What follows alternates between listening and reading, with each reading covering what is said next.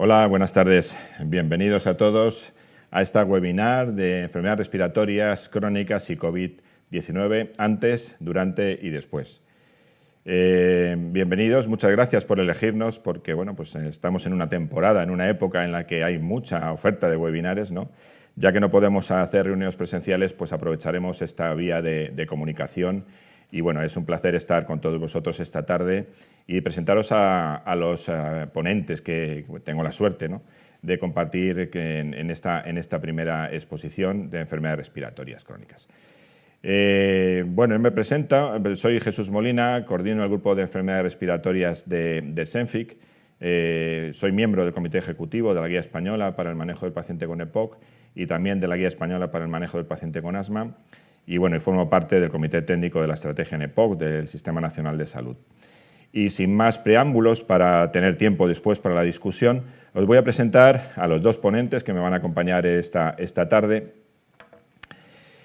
para bueno, pues hablar de todos estos puntos, que son muchos, pero bueno, yo espero que entre lo que ellos van a comentar y seguro que vosotros preguntaréis, ya sabéis que las preguntas las podéis dirigir, lo tenéis abajo, a preguntas@senfic.es, y espero que, bueno, que os animéis a lo largo de la exposición y en cualquier caso, cualquier cosa que queráis preguntar, lógicamente intentaremos comentarla.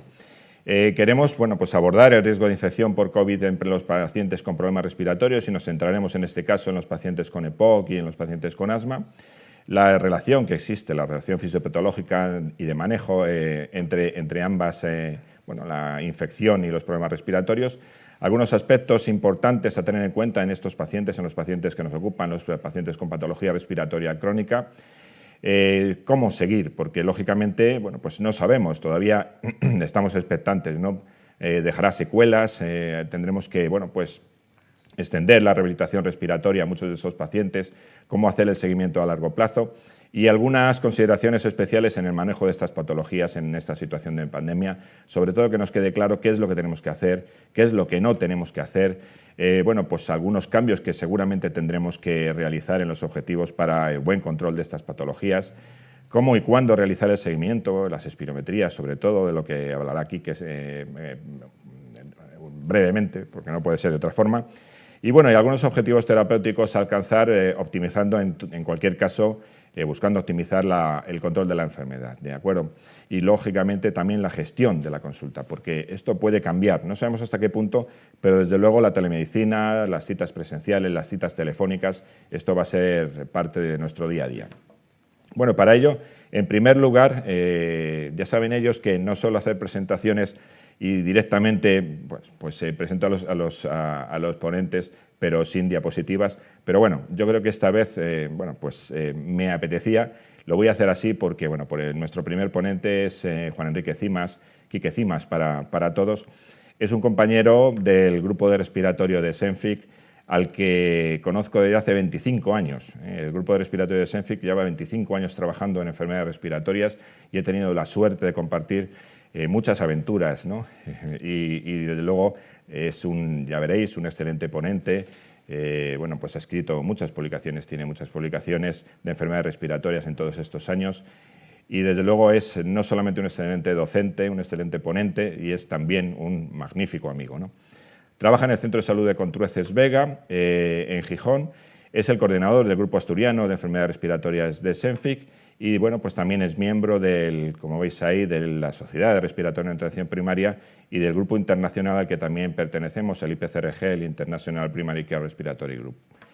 Bueno, Quique, como él le gusta decir, ¿no?, es un friki también de la espirometría. Yo creo que es uno de los promotores. Él fue de los primeros autores y de los que han intentado potenciar la realización de espirometrías en atención primaria. Ya hace muchos años, este fue un documento que escribimos hace ya muchos años, ¿no?, alrededor de 20 años, para que os hagáis una idea.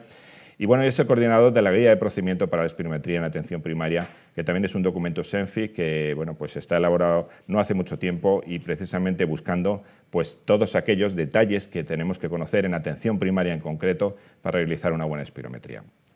Quique también forma parte de los revisores de la Guía Española para el Manejo del Paciente con asma, la 5.0, que se presentó justo hace un mes, Y bien, está implicadísimo también en enfermedades respiratorias. Él va a hablar de EPOC hoy y en concreto, desde luego, también como docente, como os decía antes, porque bueno, ya veréis su presentación y esto es así, porque siempre hace de cosas viejas, como la EPOC, por ejemplo, algo nuevo cuando él hace una presentación. Y a continuación, Daniel Ocaña, bueno, pues también es miembro del grupo respiratorio de SENFIC, también es un antiguo ya conocido del grupo, un excelente amigo también, por supuesto. Trabaja en el Centro de Salud Algeriz Ciras Norte, en Cádiz, coordina el Grupo Andaluz de Enfermedades Respiratorias del SENFIC y también forma parte del IPCRG, de la Sociedad Respiratoria en Atención Primaria del GRAP y del Grupo de Nemoexpertos en Prevención, con el que también tengo la suerte de trabajar en él, ¿no? Es también uno de los revisores de la guía de GEMA, de la Guía Española para el Manejo del Asma. Él nos va a hablar de asma y COVID, o sea que desde luego sabe muy bien de lo que habla, por supuesto también de EPOC. También está muy implicado en todo lo que es vacunas. Y alguna pregunta, ¿no?, le podríamos hacer, sobre todo en este sentido. Y además de todo esto que os he comentado, tienen algo en común. Y es algo que echamos de menos los madrileños, ¿no? Y es que viven en el mar, viven muy cerca del mar, trabajan muy cerca del mar, con lo cual, bueno, pues la verdad es que tienen atardeceres como este. Y por supuesto, quiero agradecer la colaboración no condicionada pues, de AstraZeneca, de GSK, de Meiji, de Boehringer, de Novartis y de Chiesi, porque estas sesiones sin su colaboración pues, no se podrían realizar. Y muy bien, por mi parte, recordaros que estamos esperando las preguntas a través de preguntas@senfic.es y doy paso ya al doctor Cimas, a Quique, para los amigos. Cuando quieras, Quique, que nos va a hablar de POC y COVID, el antes y el después. Quique, cuando quieras. Muy bien, pues muchas gracias, Jesús. Te diré para tu consuelo que decía Ute que el mar es más que un paisaje, también es un sentimiento. O sea que podéis disfrutarlo también desde Madrid si queréis, aunque no lo tengáis físicamente al lado. Bueno, vamos a poner la presentación. Y esto aquí. Muy bien. Bueno, pues efectivamente me habéis pedido que comente alguna cosilla sobre la EPOC antes y después del COVID. Y por supuesto, durante también, ¿no? Lo primero que me planteé fue tratar de acordarme cómo era antes y entonces tuve que recurrir a pinturas rupestres que encontré por ahí porque ya no me acordaba, ya parece que ha pasado tanto tiempo que ya ves. Encontré esta pintura rupestre de las primeras espirometrías que se hicieron y bueno, me pareció que estaba bien sacarla aquí. Teníamos dos problemas antes, dos problemas principales a la hora de resolver nuestros pacientes con EPOC. Uno era el problema del diagnóstico. Conocíamos ya por diversos estudios que aproximadamente para la población de 40 a 80 años solo el 10% tenía EPOC, digo solo porque es una prevalencia alta, pero de ese 10% el 73% no tenía previamente diagnóstico. Es decir, teníamos un gran problema de una enfermedad prevalente con un diagnóstico, una tasa de diagnóstico muy baja. La clave estaba en esto, en hacer espirometrías, en conseguir un patrón obstructivo en la post-broncodilatación que no fuera reversible, ¿no? Bien, eso pasaba antes, era el primer problema, y el segundo problema que teníamos era el problema del riesgo de estos pacientes. Es decir, no solo decir que el paciente tiene una EPOC, sino decir esa EPOC qué problemas le puede traer en el futuro. La GSEPOC nos proponía esta estratificación, es decir, los dividía en riesgo bajo y en riesgo alto, según una serie de criterios. Básicamente, el grado de obstrucción, nuevamente nos encontramos aquí con una espirometría, el grado de disnea medido con la escala de MRC y las exacerbaciones en el último año. Y en función de estos criterios, pues los clasificaba en riesgo bajo y riesgo alto. Para la GOLD era similar. La GOLD primero nos pedía el diagnóstico, clasificaba la obstrucción según una serie determinada de grados que conocíamos ya de antes y, por último, nos clasificaba el riesgo en función igualmente de las exacerbaciones y los síntomas. Es decir, tenemos una primera parte que nos va a hablar de lo que es la función fisiológica, la obstrucción que se produce en la enfermedad, y una segunda parte que nos habla del riesgo futuro, de qué riesgo tiene ese paciente de tener complicaciones en el futuro. Este disco de Carlos Puebla y sus tradicionales decía aquello de en eso llegó Fidel y me he permitido cambiarlo porque en eso llegó COVID, ¿no? Y nos cambió absolutamente. Llegó la COVID y mandó a parar. Y nos ha parado a todos y nos ha hecho replantearnos bastantes cosas. Lo primero que tenemos que saber es qué hace el virus dichoso, ¿no? ¿Qué hace el SARS-CoV-2 famoso en nuestros pacientes con EPOC? Bueno, me he permitido hacer un pequeño receso para hablaros de Afganistán. Ya saben mis dos compañeros de mesa que a mí me encanta dar geografía y entonces voy a hablar de la estrategia de lo que pasó en Afganistán hace unos años. Esto es un paisaje de Afganistán, las tropas norteamericanas, y este es el general McChrystal, que en 2009 fue nombrado general en jefe en Afganistán. Duró poco, duró menos de un año, pero de la que llegó, pues pidió por favor a sus subordinados que le explicaran cómo estaba el conflicto y qué era. Y sus subordinados, ni cortos ni perezosos, le hicieron este pequeño esquema, esta diapositiva en PowerPoint, y le dijeron que ahí estaba el problema. Bien, el general McChrystal, después de un rato mirándola, dijo que estupendo, que en el momento que entendieran esa diapositiva habrían ganado la guerra. Efectivamente, algo similar nos pasa a nosotros con el SARS-CoV-2, ¿no? Tenemos esto, que es lo que hace la SARS-CoV-2. En el momento que entendamos qué es lo que pasa, qué es lo que hace y qué es lo que está produciendo, pues probablemente habremos ganado la guerra al coronavirus, pero de momento estamos en unas fases muy iniciales. Os pido que os fijéis nada más en la esquina de arriba a la izquierda, ¿qué es esto? Los famosos receptores de la enzima convertidor de la angiotensina 2, que es donde se une la molécula del virus para entrar en la célula. Este receptor es ubícuo en el organismo, lo hay aparte de los pulmones, pues lo hay en muchos otros órganos, en muchos otros sistemas, y por lo tanto permite una gran extensión y una gran difusión de síntomas en cuanto al virus de la COVID. Si nos centramos en la EPOC con la COVID, pues hay varias preguntas que nos tenemos que hacer, qué es lo que ha pasado, ¿no? Primero, saber que este estudio pues, marcó un punto de alarma porque nos decía que los fumadores y los pacientes con EPOC tenían una mayor expresión de receptores de AC2, del enzima convertidor de la angiotensina 2. Y por lo tanto, la pregunta era, ¿nuestros pacientes con EPOC tienen más riesgo de infectarse al tener más receptores y facilitar la entrada de virus? Bueno, el mismo trabajo daba la respuesta, ¿no? Dice que existe un riesgo incrementado de gravedad para la COVID en los pacientes con EPOC, no que tengan más facilidad de infectarse. La posibilidad de infectarse es la misma que en la población general, pero tienen mayor severidad cuando se provoca. Esto lo podemos ver con estos datos del Ministerio. La prevalencia de EPOC en España es ahora mismo, según el último estudio publicado, el EPISCAN-2, del 11%, y la prevalencia de pacientes con EPOC entre los pacientes con COVID es del 10,5%. Por lo tanto, no parece que exista más predisposición en los pacientes con EPOC a infectarse. Ahora bien, ¿tiene más gravedad? Pues cuando analizamos los datos de gravedad y básicamente los fallecidos, vemos que sí. En los pacientes con EPOC, como veíamos, no tienen mayor prevalencia, pero sí tienen una mayor mortalidad que el resto de la población. Aquí llegan al 20%. Este otro estudio es un metaanálisis publicado en forma de carta hace unos días, hace un mes apenas, y lo que nos decía era que tener una EPOC representa unas 5 veces más riesgo que no tenerla a la hora de tener complicaciones en la COVID. Por lo tanto, es una enfermedad que no tiene más posibilidades de infectarse que la población general, pero en cambio sí tiene mucho más riesgo de mortalidad y más riesgo de complicaciones. Bien, se nos plantea además otro problema, que es cómo diferenciar una exacerbación de EPOC de un problema respiratorio producido por la COVID.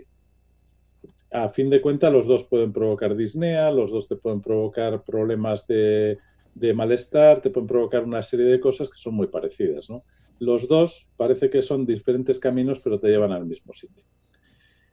Este cuadro lo hice, es de elaboración propia, cogiendo los datos del Ministerio, la GOL y la GSEPOC, y podemos diferenciar un poquito lo que son los síntomas de la COVID y lo que son los síntomas de la EPOC. En cuanto a la tos, en la COVID es de reciente comienzo, suele ser irritativa y seca, mientras que en la EPOC ya es una tos que existe de antes, que es normalmente además productiva. La fiebre casi siempre está presente en pacientes con COVID en un 85% y sin embargo es rara en los pacientes con EPOC, con exacerbación de la EPOC. La expectoración en la COVID aparece solo en un tercio de pacientes, mientras que el aumento del volumen de la expectoración es una de las características de las exacerbaciones de la EPOC. Y la disnea suele ser de aparición brusca en la COVID y es un empeoramiento de una disnea ya existente en la EPOC. Además, hay un dato importante. En la COVID se produce una dificultad para coger aire. Los pacientes te lo refieren como que tienen problema para acabar de llenar los pulmones. En la EPOC, como en todas las enfermedades obstructivas, la dificultad es para vaciar los pulmones, es decir, no tienen ningún problema para meter aire, el problema es para sacarlo. Por eso se forma el famoso atrapamiento aéreo. Por lo tanto, digamos, bueno, ya hay una mala respuesta a broncodilatadores en la COVID y una cierta respuesta tampoco es muy brillante en la época.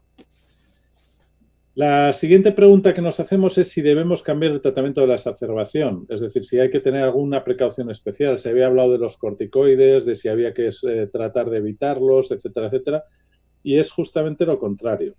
Vemos en este cuadro que elaboramos desde los compañeros del grupo respiratorio, en el cual se hacían una serie de recomendaciones de la EPOC basados en todos los trabajos que había y se decía que no se dispone de ninguna evidencia que respalde que no haya que utilizar corticoides. Es decir, los corticoides sí deben utilizarse igual que siempre y además debe mantenerse el tratamiento regular. Y en las agudizaciones, si está indicado, pues pueden utilizar el ciclo corto de corticoides sin ningún tipo de problema. Esto es lo mismo que nos está diciendo la GOL, la Global Initiative for Chronic Obstructive Lung Disease, que es el consenso internacional de la EPOC. Por lo tanto, pues parece que el tratamiento debería ser el mismo en las exacerbaciones. Eso sí, hay un pequeño cambio. No debemos utilizar de ninguna manera los nebulizadores, que se estaban utilizando muy a menudo. Es decir, los nebulizadores tienen un riesgo, que es la producción de micropartículas en forma de aerosol. Y esas micropartículas lo que van a hacer es que se pueda contagiar en las personas que hay alrededor. Por tanto, deberíamos utilizar siempre un inhalador de cartucho con cámara y con mascarilla para evitar lo mismo, la posible formación, menos que con el nebulizador, pero también posible, de aerosoles con estos sistemas. Y el tratamiento de fondo, porque ya hemos visto que el tratamiento de la exacerbación no lo cambiamos. ¿Qué pasaría con el tratamiento de fondo? Bueno, pues en el tratamiento de fondo la GOLD es tajante. Nos dice que deben mantener su terapia regular, deben mantener el mismo tratamiento que tenían. No hay ningún cambio, no hay ninguna alteración. Ninguno de los tratamientos que tienen los pacientes para la EPOC interfiere con el proceso de la enfermedad de la COVID o la empeora. Por último, el último planteamiento que nos hacemos con respecto a los pacientes de EPOC y COVID es: ¿tengo que hacer espirometría si sospecho EPOC en algún tipo de paciente? Bueno, pues aquí hay bastante controversia y lo que tenemos es estas recomendaciones de la ARS, de la Sociedad Europea de Respiratorio, su grupo 9.1, que es el grupo de función respiratoria, y entonces divide 3 niveles de seguridad.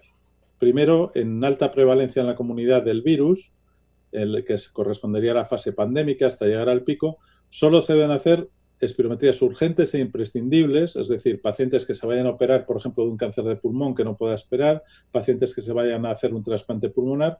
Se deberían utilizar siempre filtros víricos y bacterianos, no hacer nunca a pacientes de COVID hasta que ha pasado 30 días de la infección y utilizar un EPI completo a poder ser con una mascarilla FFP3, que son las que son adecuadas para la producción de aerosoles. Y, por supuesto, en una sala específica. En la fase post-pico sería una fase de baja prevalencia, que sería más o menos cuando estamos ahora, seguridad de nivel 2, pero si os fijáis dice exactamente lo mismo que en el nivel 1 y además lo especifica. En el nivel 2 las condiciones de realización de la espirometría son igual que en nivel 1, exactamente igual. Y solo en la fase pospandémica, cuando la pandemia esté controlada, pasaríamos a un nivel 3 de seguridad, que sería volver a la actividad de pre-COVID.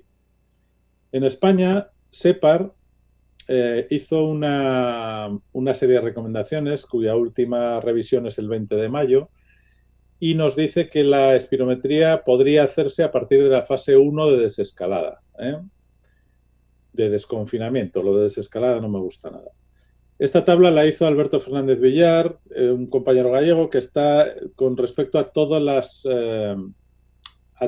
pruebas de función pulmonar que se pueden realizar, cuándo se podrían realizar y tal. Tengo que decir que yo no estoy muy de acuerdo con esto, porque esto está más bien dirigido a servicios de función pulmonar que tienen posibilidades de hacerlo en un entorno controlado y en sitios específicos. Voy a poner ahora las recomendaciones del MENDA, que no es ningún grupo, sino soy yo. Supongo que mis compañeros más adelante, cuando tengamos por fin una reunión para hablar de todo esto, pues estarán de acuerdo conmigo, pero la recomendación ahora mismo en la atención primaria debe ser no hacer ninguna espirometría hasta la fase postpandémica. No se me ocurre ningún motivo de urgencia en atención primaria para hacer una espirometría, arriesgar en un sitio donde no tenemos sitios especiales, donde no tenemos los locales acondicionados para poder hacerlo con cierta seguridad. Y en todo caso podría plantearse hacer esas espirometrías en pacientes que haya que hacer un seguimiento después de que hayan pasado la COVID, siempre que tengan una PCR negativa, la IgG positiva y que hayan transcurrido más de 30 días desde el final de los síntomas. Es decir, sería un paciente que ya no es contagiador y por lo tanto tampoco tiene mayor riesgo que una persona que no haya tenido la COVID a la hora de hacer una espirometría. En cualquier caso, siempre hasta la fase de normalidad debemos hacerla con un EPI completo, con una mascarilla FFP3, y esto es la mayor dificultad en una sala específica para la espirometría, que tenga ventilación y que sea fácilmente limpiable y desinfectable. La mayoría de los centros, desgraciadamente, no cumplimos con eso y, por tanto, mi recomendación personal es que no se haga espirometría de momento. Bueno, vamos acabando. ¿Cuál es el futuro cercano? ¿Tenemos una bola de cristal para ver qué es lo que va a pasar? Bueno, pues los tiempos están cambiando, como nos decía nuestro amigo Robert Zimmerman, Bob Dylan, y este es nuestro instrumento de trabajo en los próximos tiempos todavía. Desgraciadamente no me gusta nada, pero es lo que tenemos que seguir utilizando y tendremos que hacer el seguimiento por teléfono. El seguimiento por teléfono tenemos dos maneras de hacerlo, o lo que Dios nos dé a entender, ir preguntando al paciente y tener una conversación con él, o tener algo medianamente estructurado, como puede ser un checklist que sea ligero y que sea rápido de pasar, que es un instrumento que os vais a encontrar en los próximos días porque también el grupo respiratorio de Senfic ha elaborado checklist para asma y checklist para EPOC y en los próximos días pues os vais a conocer para que los podáis utilizar en vuestros controles de pacientes con EPOC. En cuanto al tratamiento, pues en manejo de la EPOC estable los objetivos son exactamente iguales que en la EPOC sin COVID, sin época COVID. Es decir, el abandono del tabaco, el tratamiento farmacológico con sopitas y buen vino y el tratamiento no farmacológico pues a base de ejercicio físico, rehabilitación en que lo necesite y otra serie de ítems. El tratamiento farmacológico ya no nos vamos a poder guiar, puesto que no vamos a hacer espirometrías por la función pulmonar y vamos a tener que acudir nada más a el famoso riesgo, al famoso riesgo, por ejemplo, en esta tabla que os traigo de la GOL. Si os fijáis, nos habla de exacerbaciones por un lado y de la función de la gravedad de los síntomas por otro, medido con la escala de disnea del MRC o con el CAT. Bien, pues en función del riesgo que tenga le vamos a dar un tratamiento a otro, pero no utilizamos para nada la tabla de valores. Una alternativa sería esta propuesta de Carlos Cabrera, que es una propuesta bastante sencilla. Simplemente dice, un paciente tiene poca disnea, pues le vamos a dar un broncodilatador de larga acción, o tiene mucha disnea y le vamos a dar 2 broncodilatadores asociados. Si además tiene mal control y tiene exacerbaciones, pues le damos corticoides inhalados. Es una propuesta muy sencillita, pero que nos cubre con efectividad el 85% de los casos. Hay un caso, hay un 15%, probablemente que sean el asma COPD, el solapamiento de asma y EPOC, que no cubre. Y por último, no tenemos que olvidar a nuestras compañeras de fatigas, compañeras y compañeros, enfermeras y enfermeros, que van a estar trabajando a nuestro lado, que tienen que hacer también el seguimiento telefónico, tienen que hacer el control de cómo están tomando la medicación, de cómo utilizan los inhaladores, y aquí había mucho que hablar de cómo hacer el control de inhaladores por teléfono y demás. Y por último, y acabo, Jesús, me he pasado, me parece que 2 minutos, pues voy a presentar el secreto mejor guardado de Asturias para combatir la COVID. Ya se sabía desde los años 50 que ni penicilina ni ninguna bobada. Lo que contaba es esto, la fabada litoral. Así que animándoos a que os comáis una buena fabada, os dejo ya con Jesús y con Dani de nuevo. Muchas gracias, excelente presentación. Efectivamente, vamos en tiempo, yo creo que vamos a tener bastante tiempo para las preguntas. Y bueno, a ver si nos comemos una fabada, pero además juntos, a ver si lo conseguimos en breve. Bien, pues a continuación va a hablarnos de asma, de COVID y asma, Daniel Ocaña. Dani, pues la verdad es que es un compañero de grupo que todos querríamos tener, ¿no? Porque, bueno, sale un New England, sale un Lancet, sale cualquier publicación interesante y a los 10 minutos las tenemos en el WhatsApp o en el correo electrónico.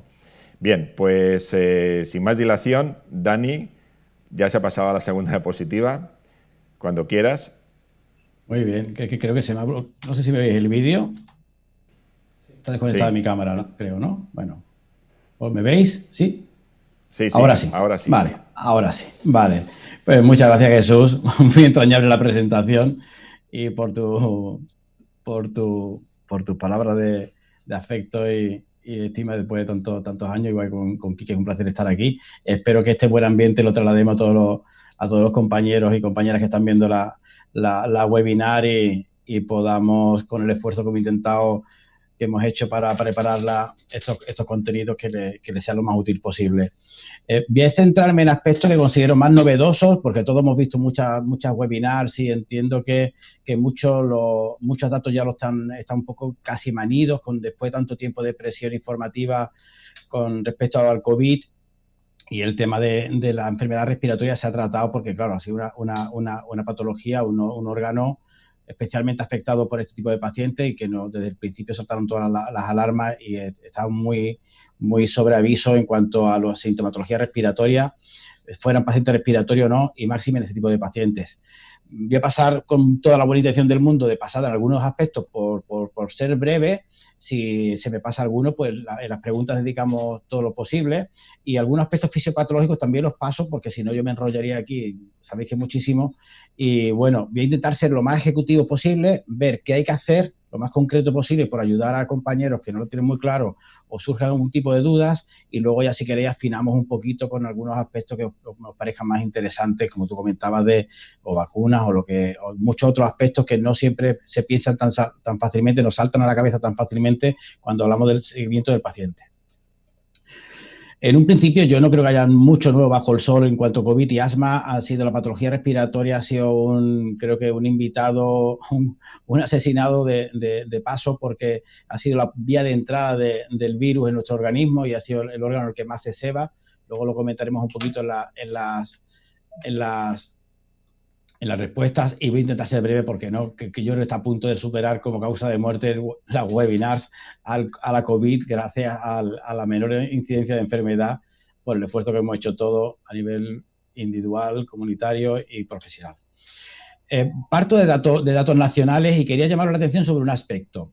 Sobre cómo están expresados estos datos, porque he visto muchas webinars expresando la incidencia de patología respiratoria que se produce en nuestros pacientes y con COVID, y bueno, no lo veo yo tan claro. Fijaros aquí que expresa que sería alrededor de un 11% la expresión de enfermedad respiratoria como porcentaje de enfermedad. Pues quería detallaros que cuidado, porque esto está expresado con respecto a un denominador que son los pacientes que tienen una o más comorbilidades correctamente registradas como tal por la Red Nacional de Vigilancia Epidemiológica. Cuando en realidad, así se expresa fácilmente desde este porcentaje de 16.000 pacientes, de este 11%, cuando en realidad son 250.000, más de 250.000 los pacientes incluidos en este estudio. Ahora sí, atendiendo a este denominador real, sí que la prevalencia, la incidencia de enfermedad respiratoria, la presencia de enfermedad respiratoria crónica en los pacientes con COVID baja al 6,5%, que es mucho más parecido a la prevalencia real diagnóstica, no al infradiagnóstico que hay, sino a la diagnóstica del conjunto de enfermedad respiratoria. Diría que incluso un poco más bajo, dependiendo de las zonas, sabéis que varía la prevalencia de estas enfermedades. Tenerlo en cuenta, muchas de las formas de expresión de los datos varía. Ya en la forma de cómo se expresan no voy a entrar, porque si son 250.000 pacientes y sexo tienen 248.000, ya no sé cómo está hecho, y la edad registrada correctamente, pues 247.000. La calidad del registro, no voy a entrar en más detalle, pero bueno, vamos a creernos que estén correctamente registrados los pacientes con patologías crónicas y atenderemos. Vamos a ver un poquito cuál es la incidencia del riesgo en el paciente con asma con base a los últimos estudios que se han publicado y algunos muy recientemente, que creo que nos aportan bastante, porque estamos viendo la incidencia de enfermedad del paciente respiratorio desde muy lejana, desde China, desde los hospitales, desde otro entorno que no es el nuestro, que no es de nuestros pacientes, ni el nuestro, ni el de nuestros pacientes. Este estudio, aunque está publicado en el New England y a pesar del poco número de pacientes, está publicado porque es el primero que lo hacía en una visión extrahospitalaria. Fijáis que manejaba a los pacientes en cuanto a las características que tenían en cuanto a comorbilidades y luego veían el curso evolutivo, si se creaban con seguimiento ambulatorio o se hacía hospitalario. Y lo que pasaba con nuestros pacientes con asma, que fijaros, eran poquitos pacientes, pero bueno, el dato era significativo, como eran 15, y de los 15 tuvieron un seguimiento, todos un seguimiento ambulatorio y ninguno hospitalizó. Era poco lo que había, pero de tanta importancia que fijaros que está publicado por el New England incluso. Bueno, ya era algo más cercano, pero es que desde ayer tenemos la opción del registro de pacientes con sospecha o confirmados COVID en el registro de historia de clínica de atención primaria y nada menos que de la Comunidad de Madrid, que es el mayor número de casos y de registros posibilitados. Fijaros, más de 300.000 pacientes. Estamos hablando de atención primaria y estamos hablando de España. Y vemos que según este seguimiento no hospitalizaban casi el 90% y sí que ingresaban el 10%. Vale, nos da una visión, la otra era muy hospitalcentrista, nos daban qué pacientes iban al hospital y cuántos ingresaban y una visión muy sesgada, porque siempre iban a ir los más graves al hospital.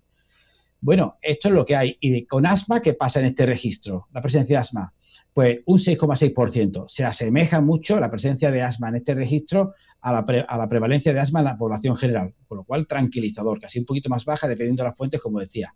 Y en estos pacientes, ¿qué ocurría? Eran muchos, más de 20.000 pacientes. Nos puede dar ya con unos datos muy concretos cuál es el riesgo de que no que vaya mal en el hospital, sino de que tenga que ir incluso de la banalidad, por así decirlo, del seguimiento domiciliario. Pues el 90% no requirió un ingreso hospitalario. Muy semejante, incluso un poquito mayor, perdón, al de la población general. Bueno, pues oye, yo creo que estamos hablando ya de datos, sí que nos permiten no hablar de edad con datos mucho más lejanos. De hecho, disponíamos de datos de ingreso hospitalario en China y no aparecían. La serie de Wuhan, que son el más extenso, como sabéis, casi 1.100 pacientes, no aparecía ni siquiera asma asma reflejada como factor de riesgo. No teníamos ni idea. Se achacaba que los registros de patologías crónicas en China no eran los ideales, que la prevalencia de enfermedades es menor en China. Bueno, había argumentos, pero no aparecía. Vamos cercanos a nuestro nivel hospitalario porque ya sabemos lo que pasa en la atención primaria de una forma mucho más creíble. Pues fijaros, este estudio ya está hecho en UCI, cómo evolucionan nuestros pacientes, que, como igual que ponía el ejemplo Quique, a nivel de EPOC, qué riesgo tenían de progresar mal, de un mal pronóstico, no de tener la enfermedad. Ya sabemos a nivel del ingreso hospitalario, pues esto ya es de UCI y hablamos de Italia, Lombardía, es mucho más nuestro entorno. Pues si atendéis a la gráfica, no aparece asma. Y no aparece porque está considerada como aquí en el epígrafe como otras. ¿Por qué está aquí asma? Porque no alcanza el mínimo del 3% de representatividad de los pacientes y se clasifica globalmente, sería el grupo mixto de la tabla. Bueno, pues esto estamos hablando ya a nivel de ingreso en UCI, pues me parece un endpoint significativo en cuanto al riesgo de nuestros pacientes. Nos queda lo siguiente, que es, fijaros, este estudio con la base de datos del Sistema Británico de Salud, 17 millones de pacientes, y aquí nos van a hablar de mortalidad, pero mortalidad igual, con una base poblacional, con una base electrónica de pacientes muy importante, no solamente registros hospitalarios, y nos permite calcular la hazard ratio del riesgo relativo de pacientes, y fijaros que con respecto al resto de patologías respiratorias, 1,78 el riesgo, asma se viene mucho más abajo, el que no ha necesitado la toma de corticoides orales en el último año casi alcanza la unidad, 1,11, y a diferencia de los que sí han requerido el uso de corticoides orales en el último año, que es 1,25. No es muy importante, sigue cercando el 1, pero es un pequeño riesgo y sí que me sirve esta diapo, este estudio, para poner en evidencia una cosa que parece estar viendo con el resto de patologías crónicas, que no todas son lo mismo, que el riesgo de un paciente diabético bien controlado no es el mismo que uno no controlado y pasa con todas las patologías crónicas. Agregar por nombre, por patología, no nos vale mucho. Son enfermedades y nosotros vemos esos enfermos, influyen mucho el grado de control y el resto de probabilidades que tenga el paciente. Sí, este salto nos diría, bueno, antes del proceso COVID, antes que el paciente enfermo, lo más importante va a ser tener lo mejor controlado posible, diagnosticado y controlado. tanto en la propia enfermedad como en sus comorbilidades. Y esto es lo que nos vienen a decir las guías que ya conocemos.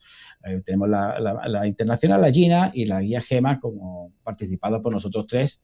Así que, bueno, sabemos muy bien cómo cuidar, cómo hacer el seguimiento de los pacientes con asma. Luego voy a entrar en detalle de cómo hacerlo los tiempos de COVID, que ha cambiado un poco la forma de hacerlo, pero yo creo que viene a aportarnos cosas. Incluso nos va a poder aportar cosas, vamos a quedarnos con lo mejor de todo esto. Bueno, el siguiente escenario sería que el paciente, ¿qué hacer con él? ¿Cómo controlarlo? Bueno, tiene lo que nos dicen las guías, lo que sabíamos hasta ahora, alguna peculiaridad en esta época de que el paciente tenga potencialmente el riesgo de padecer la COVID. Bueno, el uso de corticoides inhalados, que al principio se puso muy en entredicho, luego tenemos una seguridad absoluta, incluso lo contrario, un cierto efecto protector. Son hipótesis, pero que a veces hay más estudios y datos que orientan hacia ello, no con una gran evidencia, pero no tenemos casi evidencia de buena calidad en ningún dato con respecto a la enfermedad COVID. El uso de corticoides orales también quedó más que establecido, la necesidad de aquellos pacientes con tratamiento crónico de que lo mantuvieran, sobre todo por enfermedades inflamatorias, por insuficiencia suprarrenal o por el caso de un asma crónico mal controlado, pues deberían mantenerlo. Superaba el interés de un buen control de la enfermedad. La inmunoterapia, se produjo un consenso, no se habla mucho de ello, no son muchos, pero sí un número considerable de pacientes que están con inmunoterapia. Se hizo un consenso que nos decía que deben mantener la inmunoterapia, tanto sublingual como oral y parenteral, sobre todo en aquellos casos, a pesar de la época de confinamiento, que eran sensibles a alergenos que podía poner en compromiso su vida. Pero la oral y sublingual, mantenerla. Lo que sí hay que informar al paciente que en el caso de enfermar con sospecha o confirmada de COVID, debe suspender esta inmunoterapia por el posible riesgo de interferencia con el sistema inmunológico que sabéis que se ve afectado claramente por la COVID. Bueno, pues si lo tenéis, pues, algún dato. Tratamientos biológicos se mantienen igualmente. Si tenéis algún paciente, la tranquilidad, por lo menos a nivel de informarles, no se consideran tratamientos inmunosupresores y hasta el momento no tienen demostrado ningún perjuicio en los mismos. Al contrario, son pacientes de asma de control difícil los que lo suelen tener, lo deben tener, con lo cual se debe mantener. No olvidar la intervención frente al tabaco, ¿de acuerdo? Tenemos además, lo he incluido a propósito de la parte de tratamiento, pues ya tenemos afortunadamente muy recientemente, el 2020, de lo poco bueno que nos ha traído parte de la COVID, que es la financiación del tratamiento para desafectación tabáquica. Insistir, yo creo que los pacientes, igual que en otras patologías, están más motivados que nunca para cuidarse. Este estado de alarma ha posibilitado un poquito eso. Con lo cual, aprovechar la oportunidad, os pido el esfuerzo después de todo lo que estamos haciendo, pero bueno, aquellos pacientes que en todos los que podáis, pues hacer una intervención mínima y poder ofertárselo. En el paciente asmático y más ahora, mejor. Pensar también en la revisión de su estado vacunal y el consejo vacunal. No tenemos aún vacuna para la COVID, pero bueno, hay otras enfermedades infecciosas que se ven especialmente con el paciente respiratorio. Sabéis que a nivel de neumonía adquirida en la comunidad, el paciente EPOC está en el top 1 de mayor riesgo en cuanto a incidencia y a peor pronóstico, y el asma también.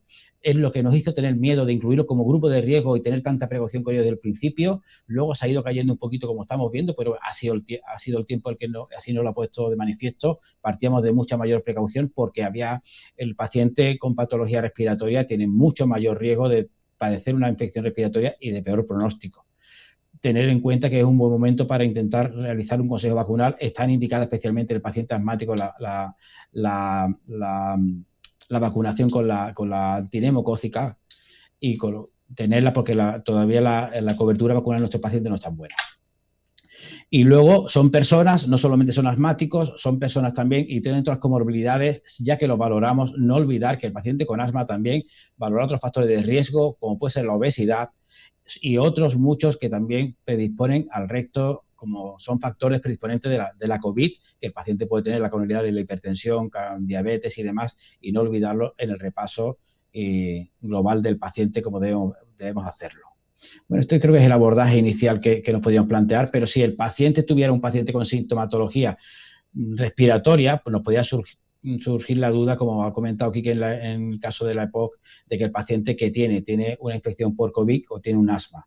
Bueno, yo lo voy a mostrar, aquí soy muy un poquito paranoide, porque como se puede expresar incluso asintomática o con pocos síntomas, cuidado que un paciente, aunque tenga una exacerbación por asma, puede estar infectado por COVID, aunque tenga pocos síntomas COVID y tenga sea muy clara la exacerbación por asma, pero puede haber un solapamiento, incluso puede ser, como en otros casos, que la infección viral predisponga o desencadene la exacerbación, la agudización del asma. Por lo cual, tenerlo siempre, aunque no parezca o lo que sea, mantener la precaución, como dice Quique, igual que con la espirometría, que con los primeros compañeros que se infectaron, como él dice siempre, fueron los que desconocían este riesgo, no adoptaron las medidas adecuadas, y con lo cual, aunque sirve para priorizar las medidas a tomar, pero cuidado que puede ser un paciente con pocos síntomas o incluso con una clara situación de asma. Pensar en los síntomas, sobre todo que hay algunos que no aparece la asociación con asma, como la diarrea, las cefaleas no están presentes, bueno, la saturación es un poco mejor tolerada a pesar de las cifras que nos indica el saturímetro, el pulsi. En el asma, el antecedente, el uso de inhaladores, de familiares, episodios anteriores.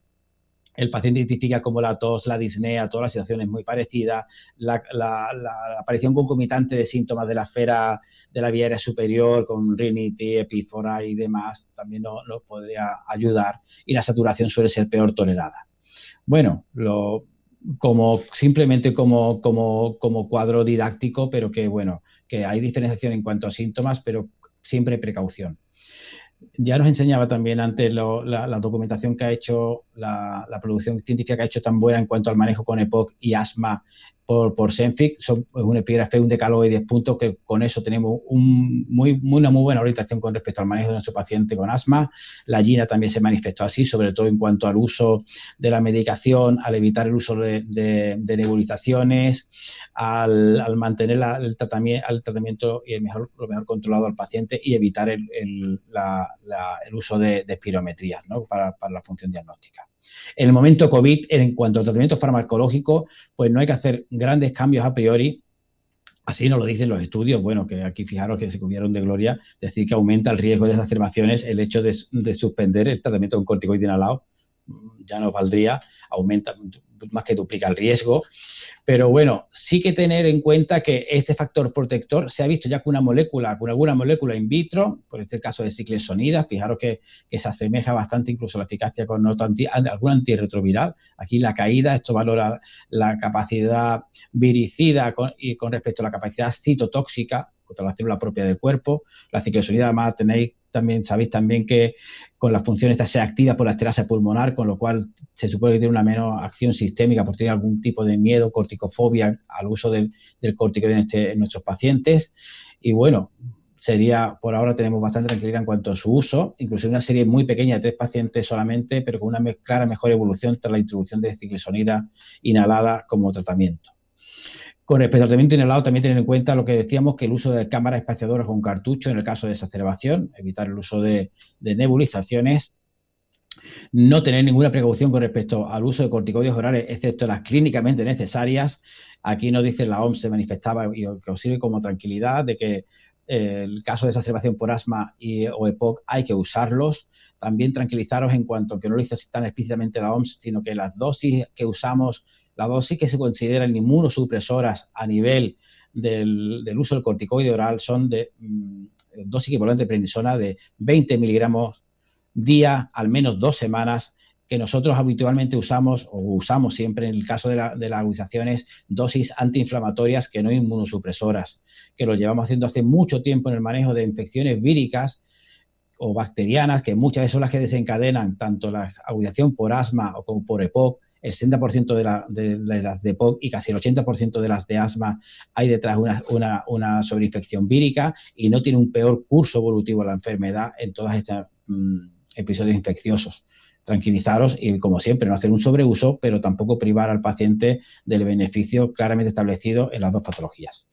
Los corticoides intranasales también se manifiesta así un consenso del área y la que hace, que se debe mantener, argumenta muchísimas cosas, que no tiene capacidad inmunosupresora, incluso que el buen control de síntomas a nivel de la vía aérea superior, sabéis que es todo un conjunto, la dividimos solamente por una clasificación anatómica, pero es un conjunto, una única vía aérea, y tiene una gran relación el buen control en cuanto a la vía aérea superior a la morbilidad en la inferior. Argumentan, me hacía gracia que incluso decían que el paciente bien controlado de una rinitis alérgica va a estornudar menos, tiene que quitar menos la mascarilla para sonarse, va a tocarse menos la nariz, con lo cual a nivel personal y comunitario disminuiría el riesgo de infección.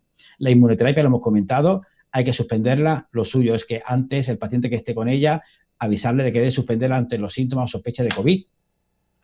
El consenso, ya lo he comentado, está perfectamente registrado. El tratamiento con biológicos no debe suspenderse. Se establece que la posibilidad de pacientes bien controlados, con buen nivel de recursos personales, se lo puede administrar en su propio domicilio para no tener que acudir al hospital. Y bueno, voy finalizando con la etapa post-COVID, de que bueno, esta pandemia nos ha dejado en una situación de paralización por obras, por contratiempo, que el seguimiento de nuestros pacientes crónicos, por beneficio de ellos los primeros, se ha visto suspendido, limitado temporalmente. Y bueno, yo creo que es tiempo de pasar a la siguiente fase, de evitar que nuestros pacientes estén mal controlados y les repercutan un mal control presente, futuro y un mayor riesgo de exacerbaciones o deterioro de la enfermedad, que yo creo que es el momento, con todas las precauciones del mundo, de pasar un poquito, gracias a esta bajada en la carga de enfermedad por COVID, en intentar controlar a nuestros pacientes, y se nos abre un nuevo escenario completo en el manejo de nuestros pacientes en atención primaria. Yo espero que de todo esto que nos reinventemos, nos quedemos con lo mejor y dejemos lo peor atrás, igual que nos ha traído este año la desasociación tabáquica, y a ver el uso del teléfono que nos aportaría. Lo primero, que el seguimiento del paciente yo creo va a seguir siendo igual. El control de riesgo, el presente y el riesgo futuro, el mejor control de síntomas y evitar que exacerben y empeore y se deteriore su enfermedad es el fin primordial de la patología respiratoria, y las guías nos lo dicen así. No va a cambiar mucho. Sí, lo que decía aquí, que el uso del teléfono creo que va a aportar mucho. Yo abogo incluso mucho más por el paciente asmático, habitualmente un paciente mucho más joven, más implicado, con menos recursos de tiempo, con más habilidades para el uso de tecnología, tanto el teléfono como la telemedicina, correo, aplicaciones y demás. Aconsejaros esta excelente revisión de la compañera Elena Muñoz Seco. Aquí os dejo el vídeo para que podáis descargarlo y hacer una excelente revisión de las ventajas, inconvenientes, y creo que nos toca, igual que nos hemos formado en comunicación con el paciente, en la verbal y no verbal, pues en la telemática creo que también deberíamos formarnos y aprender de ella, porque viene para quedarse, entiendo. En cuanto al paciente asmático, igual que la conversacional, la revisión conversacional, yo siempre pido el mínimo ese. Si tú quieres saber cómo está alguien que tú quieres, que tú conoces y aprecias, es preguntarle cómo estás, qué menos que preguntarle, no pasar de lado. Si aunque el paciente consulte por otro motivo, hacer un control oportunista, si sabemos que es asmático, si tiene inhaladores, preguntarle cómo está, si los usa, comprobar lo mínimo con alguna simple palabra, asegurado de control. Daros cuenta que con la expresión de síntomas no nos hace falta pedirle una analítica, no hace falta pedirle alguna prueba complementaria compleja o derivarlo, que podemos preguntarle. Lamentablemente es una enfermedad sintomática y podemos preguntarle si tiene síntomas, a diferencia del resto de enfermedades sintomáticas que manejamos, que una herramienta para aquellos pacientes que se expresen peor. Como yo digo, el ACT es un test simple, complementado por el paciente. Bueno, si son jóvenes, se le puede mandar, lo pueden consultar en internet, sobre todo cuando hay un cambio de tratamiento o una mal control de la enfermedad, creo que puede llegar a resultar útil. Ojalá que, ya que tiene que ser telefónica, igual que vamos a crear herramientas, como ha comentado Quique, ojalá estas herramientas de checklist estén integradas en nuestro sistema informático, que no tengamos que tenerlas externas ni tener la oportunidad de conocerla a través de esta webinar o de otras, sino que esté integrada en nuestra historia digital de salud. Igual que tenemos esta de COVID, por ejemplo, en Andalucía, que nos sirve como checklist para comprobar grado de control, tratamiento, y nos sirva no solamente una aplicación para registrar historia clínica, sino que sea una herramienta de ayuda al clínico en su día a día. Para otros pacientes, como he comentado, tendríamos la oportunidad, si no tienen acceso, pues el paciente que se empodere, y hay aplicaciones excelentes para seguir un control del paciente con asma. Ya te digo, por las características del paciente, que entre el adolescente, la menor accesibilidad al sistema sanitario, el mejor recurso en cuanto al uso de nuevas tecnologías, creo que se adaptan muy bien a esto, y no todos quizás, pero en algunos podríamos intentar empezar a hacerlo y que el paciente se empodere con ello. Ojalá que con todo esto y con la menor carga de enfermedad por COVID, y que esperemos que no haya rebrote y esté próxima a la vacuna, podamos hablar en pasado, pero quedándonos con lo mejor de lo que estamos aprendiendo con el manejo de nuestros pacientes en la actualidad. Bueno, espero no haberme pasado mucho de tiempo y dejar para el turno de preguntas, ¿verdad, Jesús Quique? Que es lo ideal y no tanta verborrea por nuestra parte. Muchas gracias. Muy bien. Muchas gracias a los dos. Excelente, Dani, también. Mira, aprovechando que estás tú ahora mismo en pantalla, por lo menos en la mía, Dani, hay una pregunta, hay unas cuantas preguntas, a ver si, bueno, podemos dar respuestas rápidas, ¿de acuerdo? A ver, Dani, entonces, ¿a qué se debe esta presumible menor incidencia de COVID y de sus complicaciones en los pacientes con asma? Algo has dicho, pero... Bueno, sí, hay varias hipótesis y yo creo que no son excluyentes. Álvaro Agustí hace poco publicaba en el Lancet una carta al director y varios papers más al respecto. Ellos argumentaban 3 motivos y yo creo que hay alguno más, o por lo menos como posible hipótesis. Al principio argumentaban, como los estudios estaban en China, decían que era el infradiagnóstico, el infrarregistro de esta patología en China, lo que podía conllevar que no estuvieran registrados pacientes con esta comorbilidad, era uno de ellos. Una segunda decía que era propia de la enfermedad, el desbalance que forma parte de la patogenia del asma, de ese predominio de la respuesta TH2. Sabe que hay 3 tipos de respuestas, TH1, TH2 y TH17, una más reciente, que ese desbalance que como sobreexpresión de esta TH2 ocasiona la aparición de atopia, de rinitis, de alergias, de asma, puede tener un efecto beneficioso en cuanto a la protección frente a la enfermedad COVID. Y un tercer aspecto, ellos lo basan en el caso de que el tratamiento para el paciente con asma como inmunomodulador de base, por esa sobreexpresión del sistema inmunitario que ocasiona la enfermedad en muchísimos casos de ellos por el asma alérgico, que fuera la base de que tuviera un efecto protector. Y ellos ya mencionaban, por ejemplo, el caso de la ciclesonida y el caso de los corticoides inhalados en conjunto como ese efecto antiinflamatorio, pero local, sin el inconveniente de los efectos sistémicos. Yo creo que también hay otros, como el sexo, que es más presente en la edad adulta, es mayor en la mujer, la prevalencia de asma, y en las mujeres menos grave la enfermedad COVID, y luego también la edad, que el asma está mucho más presente en la población joven, y la edad es el mayor factor de riesgo de la enfermedad COVID, y creo que también claramente es un sesgo en cuanto a valorar el riesgo de la enfermedad. Dani, bueno, Quique, tú también estás por ahí, me parece. Sí. Vale, podéis intervenir cualquiera de los dos, porque además esta es una pregunta realmente para los dos, ¿no? Bueno, Quique, has dejado muy claro el no hacer, ¿no? Cuando hablas de espirometrías, al menos de momento, ¿no? Pero hay una pregunta específica sobre qué habría o cómo habría que hacer o realizar la limpieza, ¿no?, de las cámaras espaciadores, y también para Dani, si quieres, y brevemente, por favor, y también de los peak flows en el seguimiento de los pacientes con asma cuando lo tienen, ¿no? Bueno, la pregunta es en concreto en las consultas, porque claro, si el paciente tiene su peak flow en su casa, pues a ver, sería menos problema. Bueno, pues ¿queréis comentar algo de cámaras espaciadores y de peak flow? Sí. Yo no he hablado de los peak flow, de los medidores de peak flow, porque en la EPOC prácticamente no se utilizan, pero los medidores de peak flow son absolutamente equivalentes a la espirometría. No debería hacer peak flow porque por lo mismo el paciente lo que está generando es aerosoles al soplar. Y entonces lo que tenemos es que evitarlo, exactamente igual el peak flow. No se debería utilizar. Si el paciente tiene un peak flow propio en casa y tiene una habitación porque está aislado y se lo quiere hacer porque sí, aislado, pues muy bien.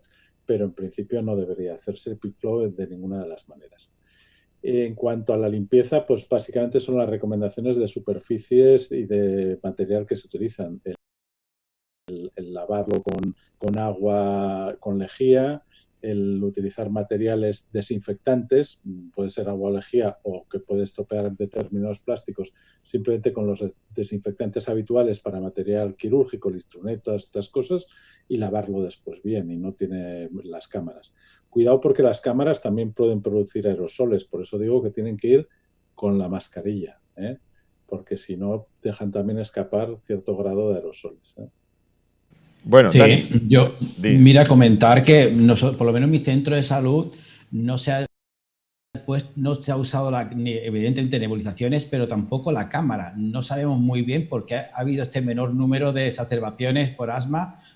Ya no creo, comentamos también en el hospital, que no se han usado. Yo no sé este mejor control, el confinamiento, la menor exposición a contaminantes, alergenos, no sabemos por qué es. También sospechamos que un mejor cumplimiento ante el riesgo que se ha hecho público del paciente con patología respiratoria.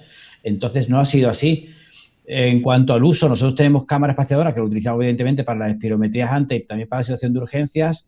Yo tenía como truco para el compañero que haya preguntado esto, yo sí que suelo tener cámara espaciadora en mi consulta, nuevas por estrenar, y lo que hago es que instruyo al paciente en su uso con la que lleva, y lo que le prescribo al paciente es la cámara y la nueva me la trae. Con lo cual evitamos el tener que lavarla a la vez que educamos al paciente y se va con su propia cámara para el uso domiciliario, que es lo que debería tener. Hay varias preguntas sobre vacunas, ¿no? Sobre vacuna, tú has comentado algo de neumococo y vacuna de la gripe. Entonces, bueno, la vacuna de la gripe, ya veremos si se vacuna antes, ¿no? No sé si tienes alguna información al respecto. Y neumococo, hay que vacunar el neumococo y además el neumococo que se puede vacunar cualquier paciente, incluso ahora, ¿no? No hace falta que estemos en la época estacional. ¿Qué recomendación harías en cuanto a las vacunas? Pues vamos a ver, con la neumocócica se ha visto que el neumococo está presente casi en un estudio que hay de coinfección en el 60% de los pacientes con enfermedad por COVID, y lo sabemos por otra infección empírica, igual sobre el binomio que supone tan trágico con respecto a la gripe, como aumenta mucho la morbilidad.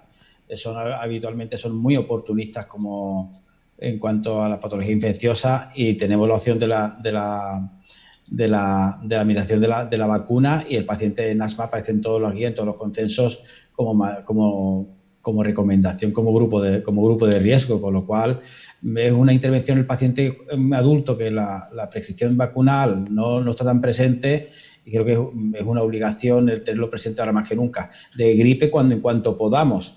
Yo creo que este año va a haber, igual que ha pasado en Australia, lo sabéis, que se ha duplicado las coberturas vacunales por la concienciación en cuanto a la patología infecciosa y el uso de las vacunas.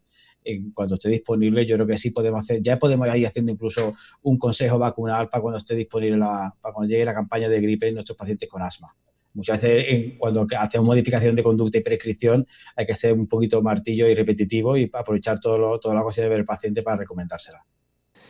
Bien, muy bien. Así brevemente, Quique, también hay una pregunta en cuanto a agudizaciones del paciente con EPOC, que bueno, pues efectivamente los pacientes también cuando se agudizan, además del cuadro que has puesto, pues tienen más tos, pueden tener también o tienen más disnea, a veces tienen fiebre. Entonces, cuando ya te surge esa duda enorme, tendrías que hacerle una PCR. En principio, lo ideal sería que siempre que tienes una sospecha de una infección respiratoria pudieras hacer una PCR. No, es que hasta ahora no ha sido posible. Ahora mismo que estamos en fase en la que hay pocos casos, ya por fin nos han dejado atención primaria pedir la famosa PCR, ¿no? Pero yo creo que sí, que ante la sospecha de COVID lo primero es hacer una PCR con las dudas sobre la fiabilidad que tiene, porque sabéis todos que la PCR te puede dar negativa y te estás buscando y buscando y a la quinta PCR te aparece por fin positiva. No sabemos muy bien si es el problema de la recogida, del lugar de la recogida, de qué es lo que pasa, pero sí, sería indicado el hacer una PCR, claro, ante cualquier sospecha. Quique, vamos a ver, te pregunta Carlos Coscollar, que además te saluda explícitamente. Saludos también, Carlos. Y te pregunta efectivamente, y hay alguna pregunta sobre fibrosis pulmonar, ¿no? ¿Cómo veis el horizonte inmediato en relación a las secuelas del COVID y especialmente en los pacientes con EPOC? ¿Tenemos ya datos o podemos prever? Porque sí que parece que en el COP1 pues, había dejado algo de fibrosis pulmonar, ¿no? Pero no eran muchos pacientes, no hay experiencia. ¿Tú qué opinas? ¿Qué habrá que hacer o cómo tendremos que seguir a estos pacientes para ver realmente si el COVID deja secuelas en su funcionalismo pulmonar? Sí, precisamente el otro día lo estábamos comentando en otro webinar con Bernardino, con un neumólogo, y nos presentó una serie de casos con Bernardino Alcázar, que no me acordaba del apellido, perdóneme. estuvimos viendo que una serie de casos que nos presentó donde se veía que efectivamente aparecía cierto grado de fibrosis en casi todos los pacientes que habían pasado una COVID grave. Sin embargo, en la mayoría de estos pacientes, al cabo de 2 meses, la fibrosis iba reduciéndose, de manera que quedaban algunos tractos fibróticos residuales en los pulmones. Un pequeño número parece que sí, un pequeño porcentaje parece que sí que tiene una fibrosis más grave, pero todavía no se sabe cómo va a evolucionar, si hay que dejar evolucionar más tiempo y desaparecer todo, o es algo que se vaya a mantener, o incluso que pacientes que ahora parece que no tienen ya fibrosis porque radiológicamente ha desaparecido en los TACs y demás, que después puedan desarrollar algún tipo de problema de esto. Todavía estamos un poco en mantillas, pero bueno, en principio parece que hay un pequeño porcentaje que va a tener fibrosis. ¿Y cómo seguirlo? Pues es una enfermedad, básicamente la fibrosis pulmonar lo que nos va a dar es un patrón restrictivo. Son pacientes que ya han pasado la COVID, que se supone que ya tienen PCR negativa y que tienen una IgG positiva, y por lo tanto en este tipo de pacientes sí podríamos hacerle seguimiento con la espirometría. Estaríamos ya en una fase más avanzada de la enfermedad, podríamos hacer espirometrías y a este tipo de pacientes sí estaría indicado el hacerles unas espirometrías de seguimiento para ver cómo evoluciona ese patrón restrictivo que nos van a mostrar. Justo como comentas, hay otra cuestión que dice que, claro, que bien, el paciente posible enfermedad, pero no tenemos una serología. Entonces, claro, la IgG no sabemos si es positiva o no. Claro, ese es el problema de la inmunocromatografía, de los análisis del dedo, que a veces nos va a dar un problema de que, primero porque hay test que no nos especifican si es IgG o IgM, incluso los que nos lo especifican no sabemos la fiabilidad que tiene, porque ya sabéis que no solo la sensibilidad supuesta que tienen, sino que lo que nos interesa es el valor predictivo positivo, que en función de la prevalencia que tenga nos va a variar bastante, ¿no?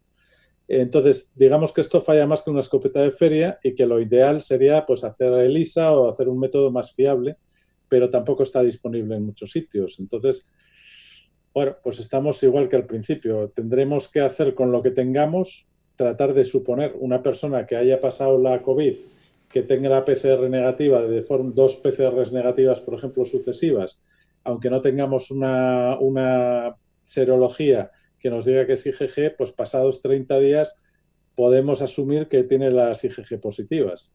Es mucho asumir, pero bueno, es lo que tenemos de momento. Una pregunta para los dos, también brevemente, por favor, porque bueno, son las 9 y un poquito más.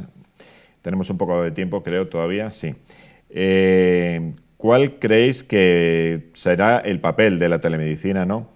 ¿Y qué priorizaríais? Porque claro, telemedicina parece que estamos todos de acuerdo, pero todavía no tenemos las herramientas en atención primaria, ¿no?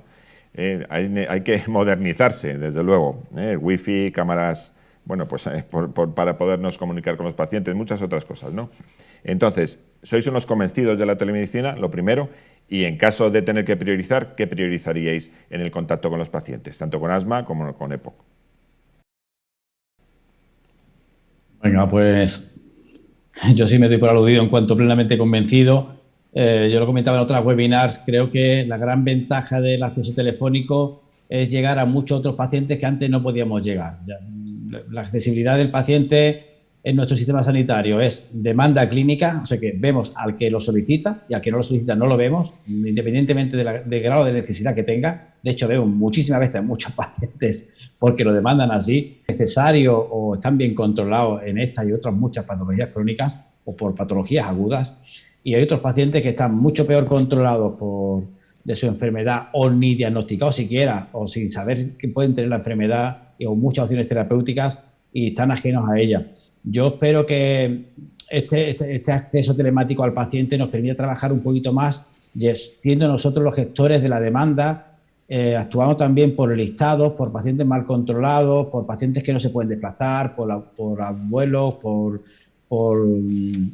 pacientes incapacitados, por los cuidadores, que lleguemos a mucho más pacientes que de otra forma no podíamos. Seguimos manejando la consulta presencial, que tiene muchísimas ventajas en cuanto nada más que a nivel de relacionar con el paciente, la atención primaria, a nivel de comunicación, la exploración, evidentemente, que yo creo que no son exclusivos, no son invalidantes. Yo creo que al contrario, las dos cosas enriquecen. De hecho, nosotros ya en Andalucía se había incorporado la consulta telefónica desde septiembre del pasado año en nuestras agendas y los pacientes empezaban a adherirse a ella. Al principio se quejaban de que querían ver a su médico, pero bueno, también al principio cuando empezó la tarjeta electrónica los pacientes querían, me acuerdo yo en aquella época, que cómo no iban a ir todos los meses a por las recetas.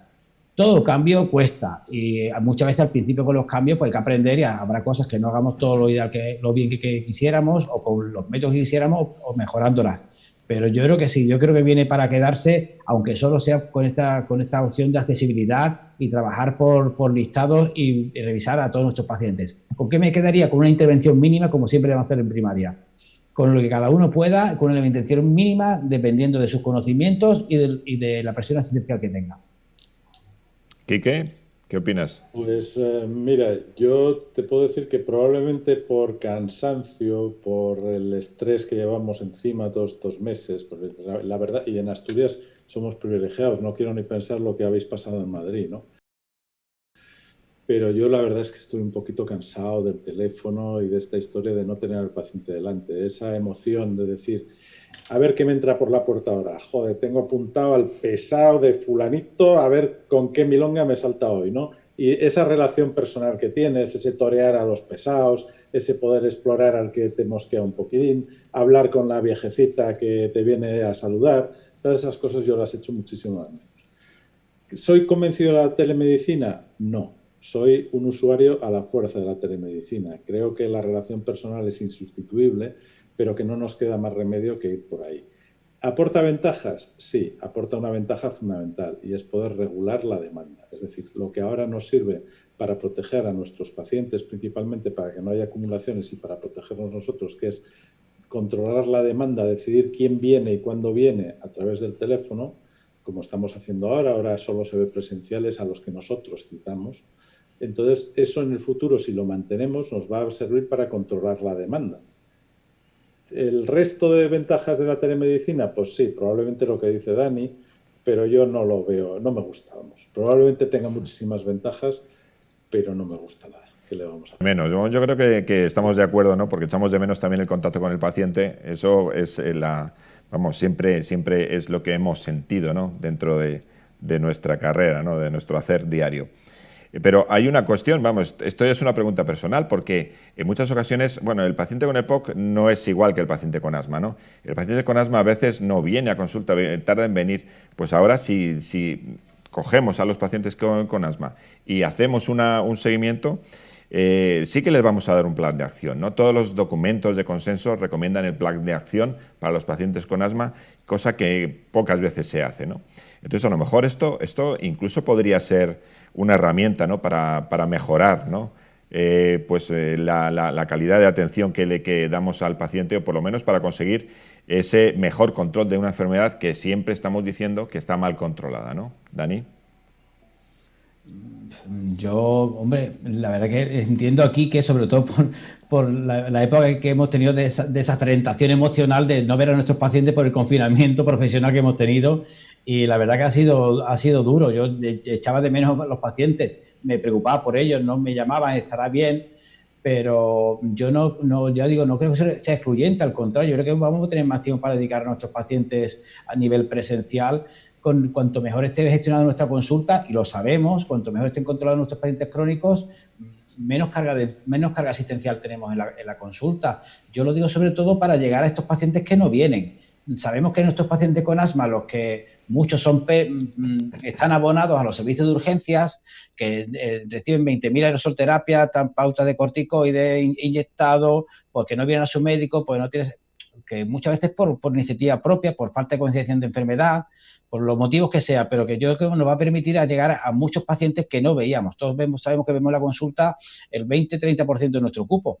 Y yo no digo dejar de verlos, pero de sí poder acceder al que no puedan, ya digo, a nivel laboral, por ejemplo, muchos pacientes que no pueden a nivel laboral o por carga de trabajo o doméstico, de familiar y demás, que no pueden. Y digo una intervención mínima.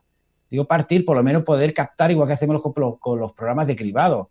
que haces con pues, de cáncer de colon, de mamografía, de intentar cazar a los pacientes y que luego sí llevártelo a presencial y al estudio, derivarlo con interconsulta o cualquier otro acto asistencial que sea necesario para el paciente. Pero no digo cambiar de modelo, digo solamente aportarle, porque no ha podido aportar la receta electrónica, con sus inconvenientes también que tuvo. Bien, Vina, hemos hablado de cámaras espaciadoras, aerosoles, y nos hace, mira, Javier Ruiz Moruno nos hace una pregunta muy concreta a los dos. ¿Deberíamos entonces decidir cambiar los inhaladores presurizados a dispositivos de polvo seco durante esta pandemia? No. Ahora, Quique. Bueno, tú mismo, venga. Venga, yo mismo. No creo, yo no creo. Cambiar el inhalador simplemente por el motivo, el inhalador, si lo hemos prescrito bien, el inhalador que tiene el paciente es el que mejor se adapta a él. Se presupone, porque lo hemos prescrito con esa intención. Entonces, cambiárselo de por sí, y en más fase de pandemia, de menor contacto, desestabilización, yo no lo vería como tal. Sí que es verdad, por ejemplo, sí deben tener siempre al menos el de rescate, que pueda ser de alivio, que sea como idealmente siempre con cámara. Eso sí, porque en caso de exacerbación, empeoramiento de la función pulmonar, siempre va a tener una mayor eficacia. Pero cambiar el tratamiento de crónico no lo vería ni en un sentido ni en otro. No sé por qué cambiarlo a polvo seco, si puede usar la cámara espaciadora con su inhalador si fuera el caso que fuera el de mantenimiento. De todas maneras, es que es un error de comprensión. Vamos, nos hemos explicado mal. Estábamos hablando de la utilización de la cámara, de los aerosoles y demás en un entorno como es el centro de salud. El paciente en su casa puede seguir utilizando. Es decir, ¿en qué caso tendría que cambiar el inhalador o no utilizarlo? Pues, por ejemplo, un paciente que utilice un inhalador de cartucho presurizado en su casa y que esté infectado de COVID y está en contacto con sus familiares, que los podría contagiar a base de aerosoles, pero eso es relativamente raro, ¿no? Entonces, de lo que estábamos hablando antes es de utilizar los nebulizadores, los aerosoles, los inhaladores con cámara en el centro de salud, en urgencias, en los sitios donde puede contagiar a personas que están alrededor. El paciente para sí puede utilizar perfectamente el cartucho presurizado o el que le dé la gana, vamos, el que le hayas mandado, sabiendo los riesgos que asume cuando hay alguien externo a su entorno que esté respirando lo que le echa, vamos. No tiene mucho sentido el cambiárselo, ¿no? Bueno, parece que estáis de acuerdo, ¿no? Bien, y una cuestión sobre la actividad física en los pacientes. Comenta también un compañero nuestro que, bueno, pues que efectivamente estamos viendo a pacientes que, bueno, tras el COVID tienen una afectación muy importante en su actividad física y que eso permanece bastante tiempo a pesar de estar curados de la infección. Son dos cuestiones. ¿Cómo podríamos medirlo? ¿De acuerdo? Y si os parece algo que hay que tener muy en cuenta a la hora también de preguntar siempre en las llamadas telefónicas si al paciente no se le ve presencialmente. Vale, sí que es verdad que cada vez se está viendo más las secuelas en cuanto física y mental de la enfermedad y sobre todo en cuanto a mayor gravedad del episodio agudo. De hecho, se está aconsejando muchísimo retrasar la actividad física, tanto al que lo hace de forma amateur y al que lo quiere iniciar, porque los pacientes, casi yo los síntomas por experiencia y lo que me dicen los pequeños estudios que hay de seguimiento, es el gran porcentaje, por ejemplo, de astenia, de falta de fuerza, de astenia y dolores musculares, lo que más tarda. Se está viendo episodios inflamatorios muy tardíos, ciertos también repuntes de la fase inflamatoria. Eventos protrombóticos mucho más tardíos. Creo que no solo el episodio infeccioso como tal, que sabemos que a los 4 o 5 días, excepto en casos graves ingresados en UCI y demás, no deja de haber carga transmisible, pero que en el resto de componentes proinflamatorio y sistémico de la enfermedad sigue presente y deja una buena huella, con muchas secuelas que vemos infecciosas en muchos otros agentes infecciosos, ¿no? Que producen la respuesta inflamatoria, perdura en cuanto a la acción bastante tiempo. Medirla, yo viendo síntomas, cuantificarla, no sé qué función tiene. La espirometría no tendría sentido. A nivel de neumólogos dicen que también lo que más altera es la difusión, con lo cual ver esta alteración tendría más sentido. No lo sé. Y luego lo que preguntaban también de las secuelas a nivel pulmonar, sí que parece el SARS-1 que daba una afectación más bien de distrés respiratorio, de fibrosis. Parece que el SARS-2 no se está manifestando tan así por esta fibrosis. Es una alteración a nivel de la membrana, pero con un gran componente vascular también de la perfusión. Por eso se altera mucho, más que el componente ventilatorio, lo que es la perfusión. No lo creo que haya que medirlo especialmente.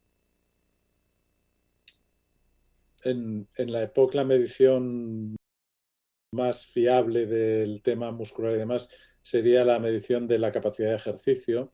Como ergometría no vamos a hacer, pues quien pueda hacer el test de la marcha de los 6 minutos, o más sencillo aún, que es el test de los segundos, el test de los 10 segundos. Sabéis que una persona normal puede caminar a 1 metro por segundo, un paciente con EPOC, con afectación, pues camina mucho más lento. Si le pones a caminar simplemente 10 segundos, ves la distancia que recorre y lo vas a ver, ¿no? Son test simples. Pero bueno, quizás lo más exacto sería, y lo más estandarizado y estudiado, es el test de la marcha de los 6 minutos. El resto de cosas para medir, pues realmente no lo vamos a hacer en primaria, entonces lo vas a hacer simplemente con un ojímetro. Vas a decir, pues cómo se encuentra, pues tal. Los pacientes con EPOC pues van a estar afectados probablemente más que los demás, porque ya parten de una situación peor. Vale, Quique, una pregunta también de Carlos. Dadas las consultas COVID, ahora ya de una vez que los pacientes se han dado de alta, ¿se va a generar un nuevo nicho con la generación de consultas monográficas en especializada? Qué malo, Carlos. Sí, los nichos esto es como decía Einstein, como el infinito y la estupidez, ¿no? Pues los nichos en el hospital y en muchos otros sitios, no nos engañamos, pues son infinitos también. Siempre se encuentra alguna consulta nueva y algo que hacer. En principio, una cosa que puede ser puntual, yo creo que está bien, cuando algo no se conoce, cuando algo es novedoso y requiere un cierto manejo un poquitín diferente, pues me parece bien que se haga, pero después no creo que tenga mucho sentido. Quiero decir, al final la prevalencia, cuando nos vayamos alejando de todo este mare magnum de la pandemia, pues veremos que la prevalencia, siendo alta, tampoco ha sido tremenda y no vamos a dejar unas secuelas. Con los porcentajes que estamos viendo ahora de secuelas más o menos permanentes, no vamos a ver un montón de pacientes, qué sé yo, de millones, ¿no? No creo que tenga mucho sentido, francamente. Pero como no tiene sentido la mayoría de los chiringuitos que se montan por ahí de cosas raras. Ahora bien, a la gente le encanta lo de los chiringuitos y seguirán montándose, no te quepa ninguna duda. También a los pacientes, porque también los pacientes siempre han confiado en nosotros, ¿no? Un ejemplo lo comentabas tú, Dani. Nosotros, desde luego, en Madrid, que como bien dice Quique y bien sabéis, hemos tenido muchos pacientes con infección. Realmente los tratamientos biológicos al final los han realizado sin ningún problema en su casa.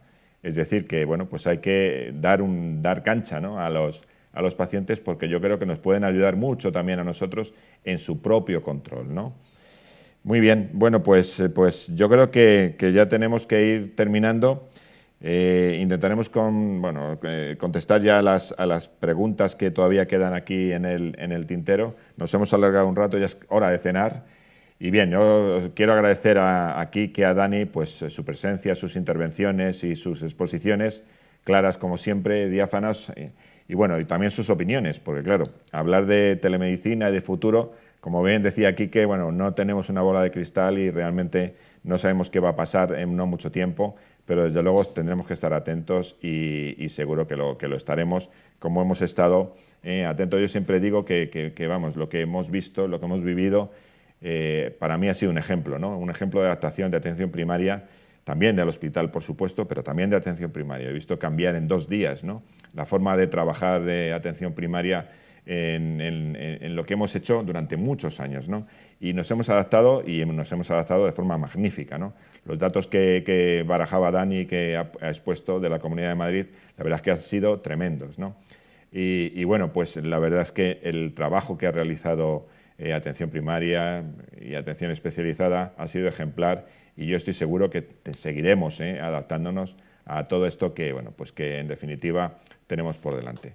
Pues muchas gracias, Quique, de nuevo, muchas gracias, Dani, muchas gracias a Senfic, muchas gracias a nuestros patrocinadores que han hecho posible pues, esta sesión. Gracias a todos.